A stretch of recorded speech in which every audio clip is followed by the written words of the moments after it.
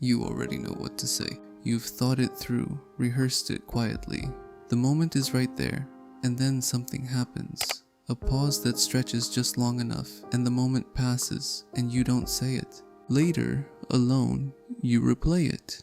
You think about what you could have said, how easy it actually was. And somewhere in that replay, a question surfaces, not loudly, but persistently. Why does this keep happening? Not in the big moments you expect to hesitate there, but in the simple ones. Ordering something, asking a question, speaking up in a room full of people you already know. You felt ready, you were ready, and still nothing came out. There's a particular kind of person this happens to most. Someone who thinks carefully before they speak. Someone who, when they're alone, has full clarity. Opinions, ideas, words that feel precise and true. But in the actual moment, something shifts. A thought arrives, and immediately another thought arrives behind it. One that starts asking questions. Is this the right time? Will this land the way I mean it? What if the response goes somewhere I'm not prepared for? The original thought is still there, but now it has company, and that company doesn't help. So you wait. You tell yourself you're waiting for a better moment, but the better moment is the same moment, just with more thinking attached to it. The hesitation isn't really about the choice in front of you. You already know what you want to do.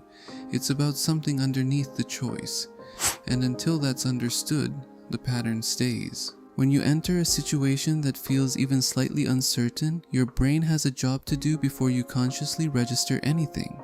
It scans. The amygdala, the part of the brain responsible for threat detection, reads the room first, and what it flags as threatening isn't always danger. Sometimes it flags visibility. The moment you're about to speak or act or step slightly forward, your brain treats that as exposure, and exposure to a brain wired for protection is worth pausing for. Psychologists call this the spotlight effect. Research from Cornell University found that people consistently overestimate how closely others are watching them. Their appearance, their mistakes, their presence. In study after study, participants believed far more people noticed them than actually did. The spotlight feels completely real, but it's a perception, not a fact. And almost everyone around you is experiencing their own version of it, just as convinced that the room is focused on them. There's a second layer to this. Your brain doesn't just feel watched, it also feels readable. Psychologists call this the illusion of transparency, the belief that whatever you're feeling internally, others can see clearly from the outside. Your nervousness, your uncertainty, your careful deliberation. You feel exposed in ways that no one else can actually detect. So the brain does what it's designed to do. It delays, it gathers more information, it runs the scenario forward, backward, sideways. There's a name in psychology for the thinking style that does this most intensely. The maximizer. Someone whose mind can't settle at good enough. It keeps searching for the optimal response, the perfect moment, the version of events where nothing goes wrong. The thinking itself isn't the problem. It's often the sharpest, most careful kind. The problem is that there's no natural stopping point built in. So the processing runs past where it's useful and becomes a loop. It starts with a trigger, nothing dramatic, just an ordinary moment, a question directed at you, a pause in conversation, a situation that asks you to step briefly forward. The brain reads that as exposure. The spotlight feeling activates. Thoughts multiply, and right behind the thoughts comes an emotion, usually a quiet one. Not panic, more like a low hum of anticipation, a preemptive sense that something could go wrong. Then comes the hesitation. You don't leave the situation, you're still there, but you go quiet. You let someone else answer. You say you'll think about it, even though you already have. That's the freeze. That's where the loop turns. Because what happens next is the part that keeps the cycle going.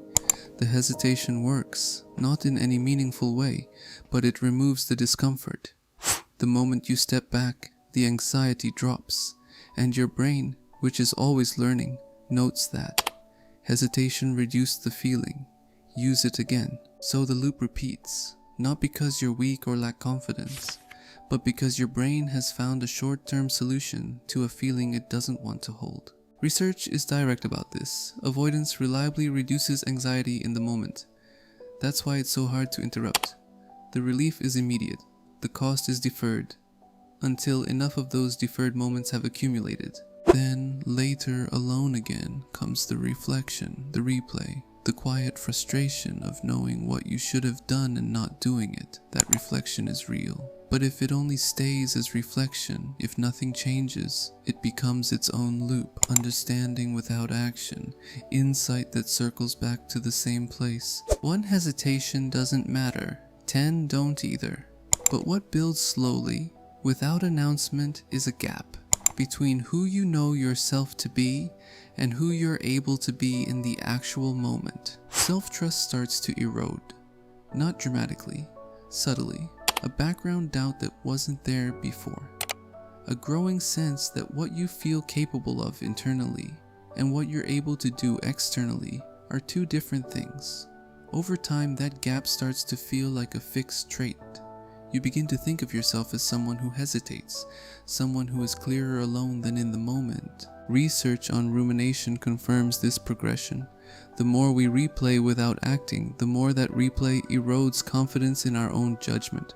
Not because the thinking is wrong, but because thinking without acting teaches the brain that thinking is the destination, not the starting point. That's the deeper cost.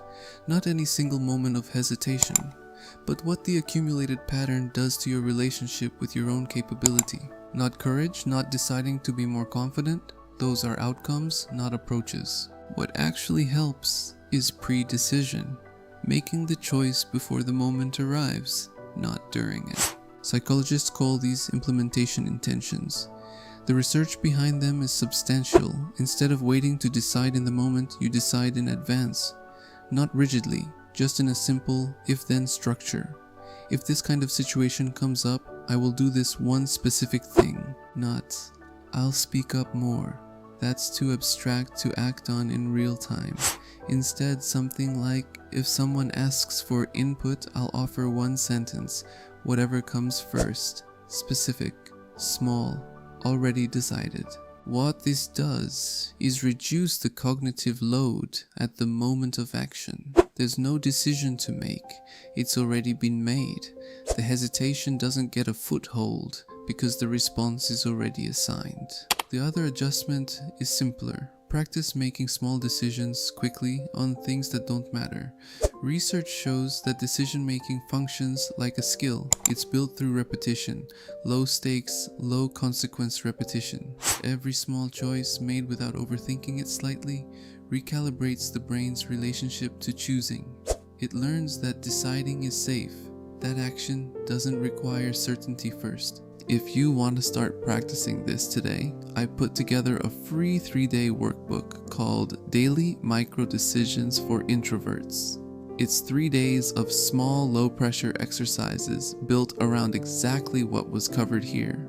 Noticing your patterns, setting quiet boundaries, and keeping one small promise to yourself. No overwhelm, no pressure, just one micro decision per day.